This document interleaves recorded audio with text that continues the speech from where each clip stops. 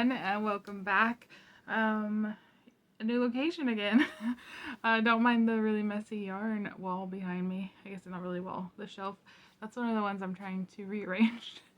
Um, Alright, so this one's going to be kind of quick because I forgot to record what I made before the show. So I'll tell you what that was.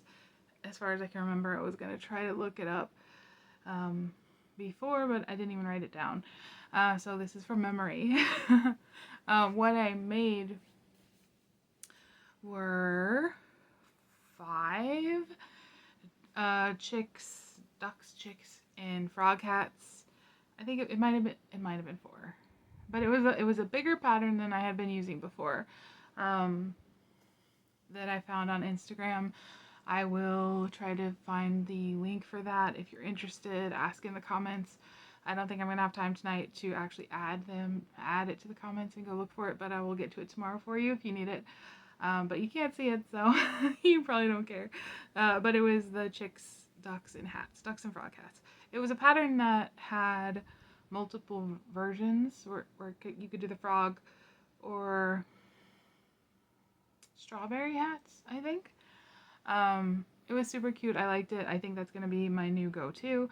Although I made it in Bernat, and I might switch to Sweet Snuggles and just see the size for that one. But after those sell. And then I made some birds, like I had mentioned that I was going to try. I made one penguin. I still haven't settled on the penguin that I love and that I'm going to keep using forever. So if you have any suggestions for penguins, feel free to post those in the comments. A penguin, a cockatiel, I think that's how you say it. The gray and yellow one with the little orange peachy cheeks. And that turned out super cute. It was in Burnout as well. I think I'll keep making that one if it proves to be popular. None of these sold at the market, by the way. And then I made 2 like parakeet type birds. And then finally I did 4 little axolotls.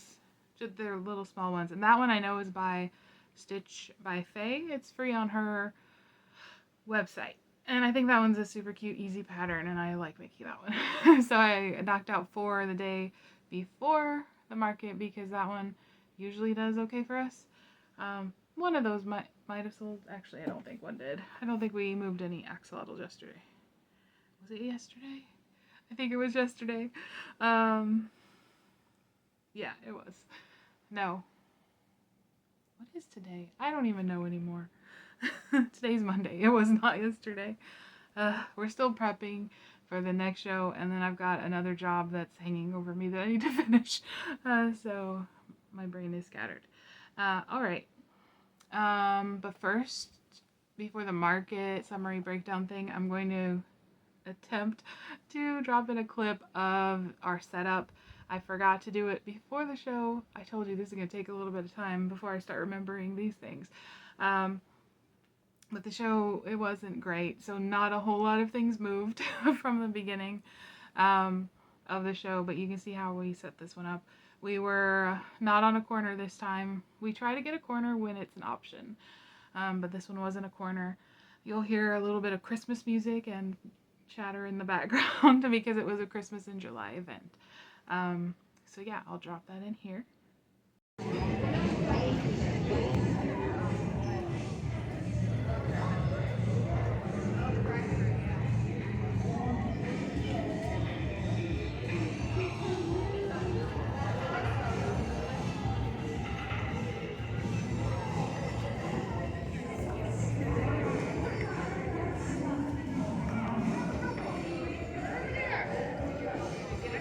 Alright, welcome back. Now for sales. I'll just go ahead and say it might have been our worst market ever, which is saying something. We had a few clunkers at the beginning when we first started last year. We were a little surprised because it was a decent sized event. We thought it was going to do pretty well. And the booth space was more than the usual outdoor markets from the people that run this one. So it was just a little surprising. We did make our fee back, so that's good. But anyway, for how am I going to do this? Let's see. I hadn't actually decided on my order of events for these market breakdowns. I guess I'll just go ahead and tell you how much I personally made. Like I said, this is my sister and I said it in my opening video. My sister and I both set up, but I'm only going to count my stuff that I personally made on here, because I started crocheting only about a year ago, and she's been going much longer, and she's faster than I am. And plus, I wanted to be more realistic about what one person can do, you know? So if you don't have 2 people that can do this, I don't want to like give you the big number of what we make and it just not be feasible for you as an individual. So yeah, for what I made, total from this market was $117. So just from mine, we did cover the booth fee. We split everything, so it doesn't really matter, because it balances out. Things that I do for the business sort of balance out the fact that she's able to crochet faster, but I still want to keep track of what I personally did, so you can get some idea. So 117 was mine, so like I said, that covered the booth fee, which it was either 65 or 70 or 75, something like that for this one. It was an indoor event, which was much, much better because it's summer in Texas. So that was nice. Setup was pretty uneventful. It was good. There was a loading dock. We always like when there are loading docks. There are usually loading docks at Comic-Cons and things like that, which our next show is a Comic-Con, so looking forward to that. It was fairly easy to find our table. No complaints about anything like that. We really love the organizers of these events. It just happens. Sometimes it doesn't go the best. But anyway, 117.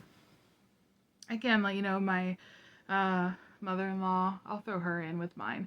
She actually sold a couple things too, so she makes a few things that we set out for her, and she made like $30 herself. I will say my sister didn't make much more than me, so you can figure that out, what we pulled in together. So it was really slow. But anyway, if you're interested, I'll go ahead and tell you what exactly I sold. I have them marked here.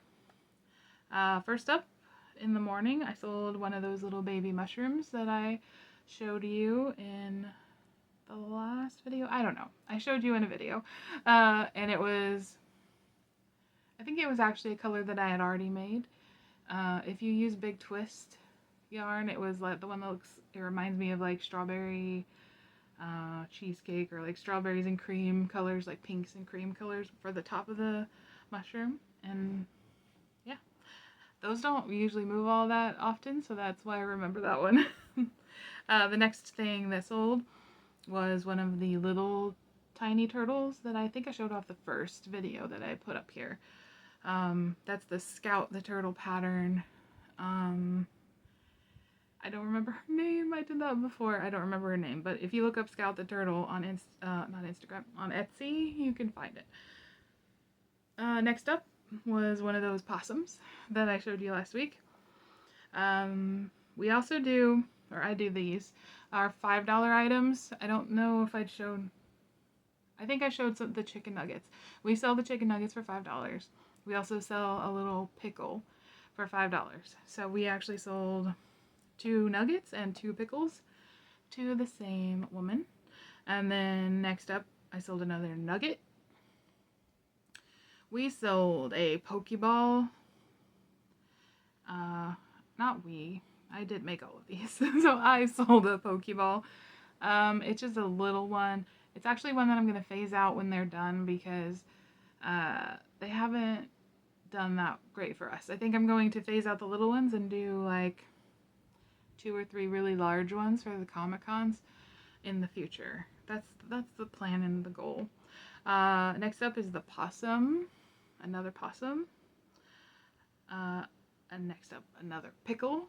Then we've got two more of Scout the turtles, and a soot sprite. Those little, I showed them in a previous video. The little ones that I make out of the the glitz yarn, and then I do the little candy star beads on the top. So that one was nice to sell that one. We usually sell those at cons, but I set them out at markets just for the people that might recognize them, to have a little laugh. And several people did recognize them, but only one person bought something. So yeah, that was it. That was it.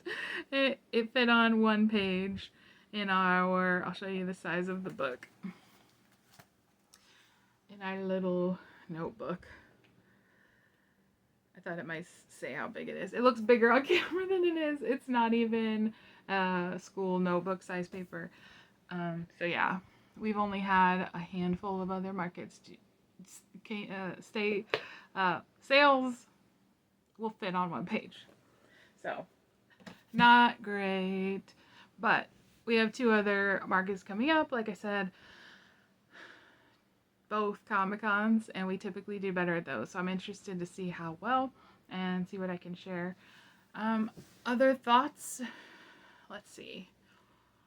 Like I said, we really like the event managers of this one, and we'll probably keep doing some of the things later in the year.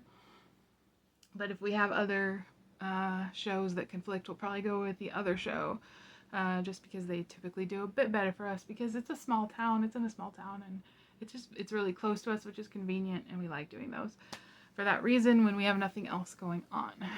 But oh, and we we did do something fun this time. We did a trade. I didn't bring the thing up that we traded for. I forgot all about it till just now. My husband and I had walked around. That's another good thing about doing this with multiple people. My sister stayed at the table, and we got to go walk around and see if there was anything we wanted to get. And very near us, one of our neighbors was selling jewelry and like signs, like for your door, or like decorative signs, hand painted. And there was one that was a Christmas tree cake, you know, those Little Debbie probably Christmas tree cakes, and it says "'Tis the season," and it's like that big that can hang on your door for Christmas. And he loves those cakes, and we thought it was super funny.